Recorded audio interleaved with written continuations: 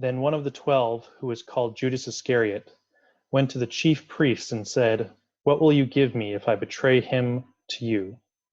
They paid him 30 pieces of silver, and from that moment he began to look for an opportunity to betray him. On the first day of unleavened bread, the disciples came to Jesus, saying, "Where do you want us to make the preparations for you to eat the Passover?" He said, "Go into the city of a certain man and say to him, 'The teacher says, my time is near. I will keep the Passover at your house with my disciples.'" So the disciples did as Jesus had directed them, and they prepared the Passover meal. When it was evening, he took his place with the 12, and while they were eating, he said, "Truly I tell you, one of you will betray me." And they became greatly distressed and began to say to him one after another, "Surely not I, Lord." He answered, "The one who has dipped his hand into the bowl with me will betray me. The Son of Man goes as it is written of him, but woe to that one by whom the Son of Man is betrayed. It would have been better for that one not to have been born."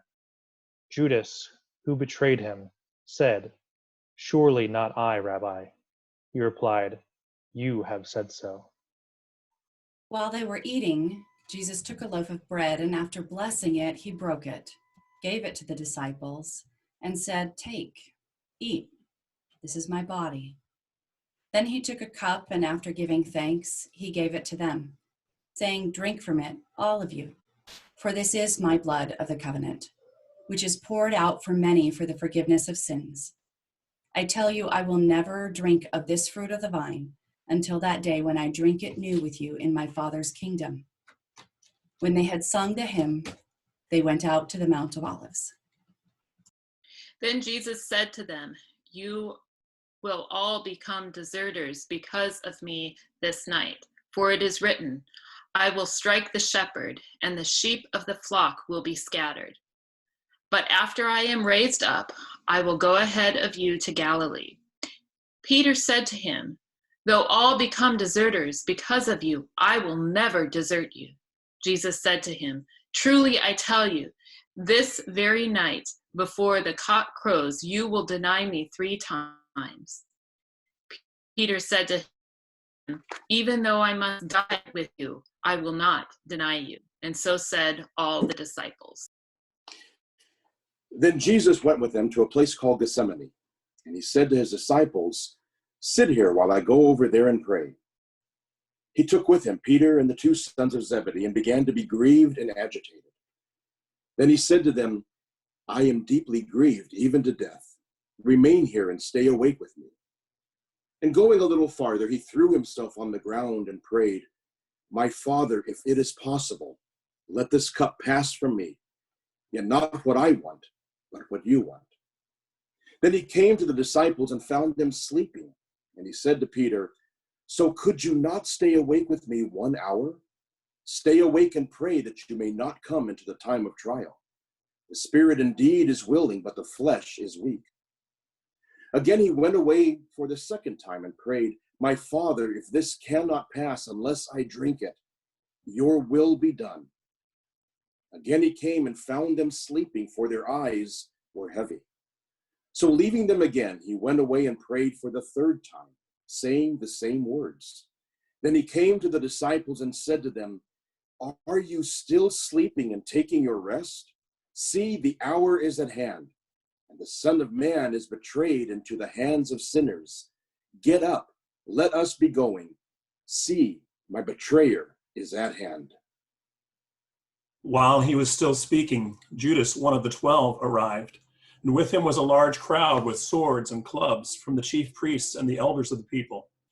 Now the betrayer had given them a sign, saying, "The one I will kiss is the man. Arrest him." At once he came up to Jesus and said, "Greetings, Rabbi," and kissed him. Jesus said to him, "Friend, do what you are here to do." Then they came out and laid hands on Jesus and arrested him. Suddenly, one of those with Jesus put his hand on his sword, drew it, and struck the slave of the high priest, cutting off his ear. Then Jesus said to him, "Put your sword back in its place, for all who take the sword will perish by the sword. Do you think that I cannot appeal to my Father, and he will at once send me more than 12 legions of angels? But how then would the scriptures be fulfilled, which say it must happen in this way?" At that hour, Jesus said to the crowds, "Have you come out with swords and clubs to arrest me as though I were a bandit? Day after day I sat in the temple teaching, and you did not arrest me. But all this has taken place so that the scriptures of the prophets may be fulfilled." Then all the disciples deserted him and fled. Those who had arrested Jesus took him to Caiaphas, the high priest, in whose house the scribes and the elders had gathered. But Peter was following at a distance as far as the courtyard of the high priest, and going inside, he sat with the guards in order to see how this would end. Now the chief priests and the whole council were looking for false testimony against Jesus, so that they might put him to death. But they found none, though many false witnesses came forward. At last, 2 came forward and said, "This fellow said, 'I am able to destroy the temple of God and to build it in 3 days.'" The high priest stood up and said, "Have you no answer? What is it that they testify against you?" But Jesus was silent. Then the high priest said to him, "I put you under oath before the living God. Tell us if you are the Messiah and the Son of God." Jesus said to him, "You have said so. But I tell you, from now on you will see the Son of Man seated at the right hand of power and coming on the clouds of heaven." Then the high priest tore his clothes and said, "He has blasphemed. Why do we still need witnesses? You have now heard his blasphemy. What is your verdict?" They answered, "He deserves death." Then they spat in his face and struck him, and some slapped him, saying, "Prophesy to us, you Messiah. Who is it that struck you?" Now Peter was sitting outside in the courtyard. A servant girl came to him and said, "You also were with Jesus the Galilean." But he denied it before all of them, saying, "I do not know what you are talking about." When he went out to the porch, another servant girl said and saw him, and she said to the bystanders, "This man was with Jesus of Nazareth." Again, he denied it with an oath, "I do not know the man." After a little while, the bystanders came up and said to Peter, "Certainly, you are also one of them, for your accent betrays you." Then he began to curse, and he swore an oath, "I do not know the man." At that moment, the cock crowed. Then Peter remembered what Jesus had said, "Before the cock crows, you will deny me 3 times." And he went out and wept bitterly.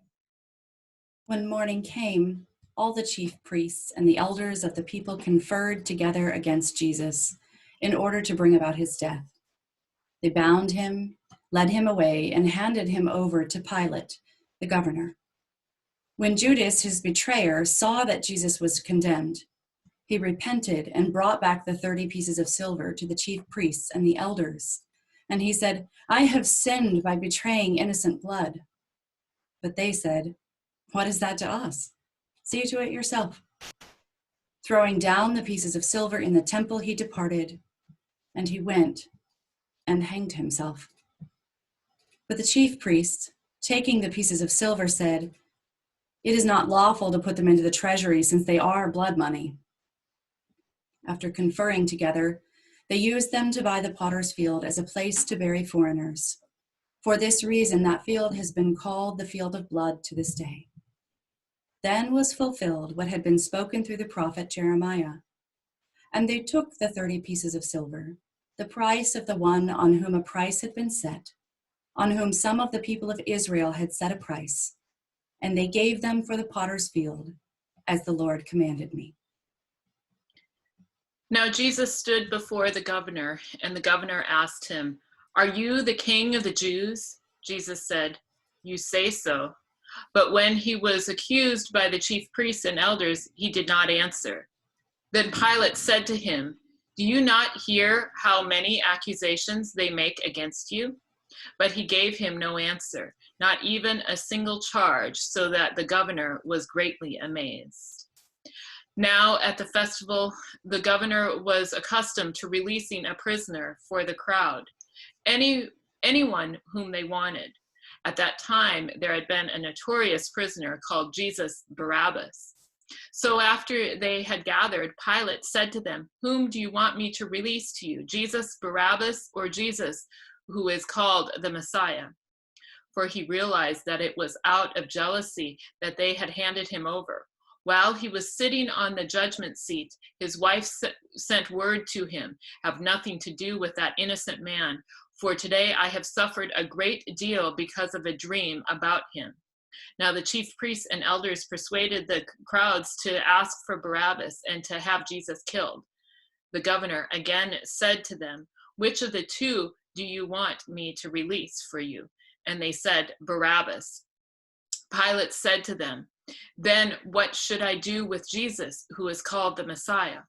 All of them said, "Let him be crucified." Then he asked, "Why? What evil has he done?" And they shouted all the more, "Let him be crucified." So when Pilate saw that he could do nothing, but rather that a riot was beginning, he took some water and washed his hands before the crowd, saying, "I am innocent of this man's blood. See to it yourselves." And the people as a whole answered, "His blood be on us and on our children." So he released Barabbas for them, and after flogging Jesus, he handed him over to be crucified. Then the soldiers of the governor took Jesus into the governor's headquarters, and they gathered the whole cohort around him. They stripped him and put a scarlet robe on him, and after twisting some thorns into a crown, they put it on his head. They put a reed in his hand and knelt before him and mocked him, saying, "Hail, King of the Jews!" They spat on him and took the reed and struck him on the head. After mocking him, they stripped him of the robe and put his own clothes on him. Then they led him away to crucify him. As they went out, they came upon a man from Cyrene named Simon. They compelled this man to carry his cross. And when they came to a place called Golgotha, which means place of a skull, they offered him wine to drink mixed with gall. But when he tasted it, he would not drink it. And when they had crucified him, they divided his clothes among themselves by casting lots. Then they sat down there and kept watch over him. Over his head, they put the charge against him, which read, "This is Jesus, the King of the Jews." Then two bandits were crucified with him, one on his right and one on his left. Those who passed by derided him, shaking their heads and saying, "You who would destroy the temple and build it in 3 days, save yourself. If you are the Son of God, come down from the cross." In the same way, the chief priests also, along with the scribes and elders, were mocking him, saying, "He saved others. He cannot save himself. He is the King of Israel. Let him come down from the cross now, and we will believe in him. He trusts in God. Let God deliver him now. If he wants to, for he said, 'I am God's son.'" The bandits who were crucified with him also taunted him in the same way. From noon on, darkness came over the whole land until 3 p.m. And about 3:00, Jesus cried with a loud voice, "Eli, Eli, lema sabachthani?"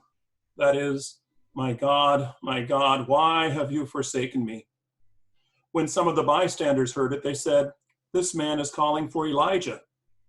At once, one of them ran and got a sponge, filled it with sour wine, put it on a stick, and gave it to him to drink. But the others said, "Wait, let us see whether Elijah will come to save him." Then Jesus cried again with a loud voice and breathed his last. At that moment, the curtain of the temple was torn in two from top to bottom. The earth shook and the rocks were split. The tombs also were opened, and many bodies of the saints who had fallen asleep were raised.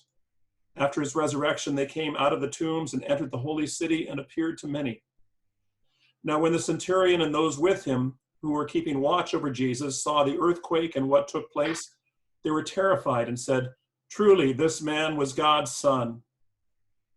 Many women were also there, looking on from a distance. They had followed Jesus from Galilee and had provided for him. Among them were Mary Magdalene and Mary, the mother of James and Joseph, and the mother of the sons of Zebedee. When it was evening, there came a rich man from Arimathea named Joseph, who was also a disciple of Jesus. He went to Pilate and asked for the body of Jesus. Then Pilate ordered it be given to him. So Joseph took the body and wrapped it in a clean linen cloth and laid it in his own new tomb, which he had hewn in the rock. He then rolled a great stone to the door of the tomb and went away. Mary Magdalene and the other Mary were sitting there, sitting opposite the tomb. The next day, that is, after the day of preparation, the chief priests and the Pharisees gathered before Pilate and said, "Sir, we remember what that impostor said while he was still alive. After 3 days, I will rise again. Therefore, command the tomb to be made secure until the 3rd day. Otherwise, his disciples may go and steal him away and tell the people, 'He has been raised from the dead.' And the last deception would be worse than the first." Pilate said to them, "You have a guard of soldiers. Go, make it as secure as you can." So they went with the guard and made the tomb secure by sealing the stone.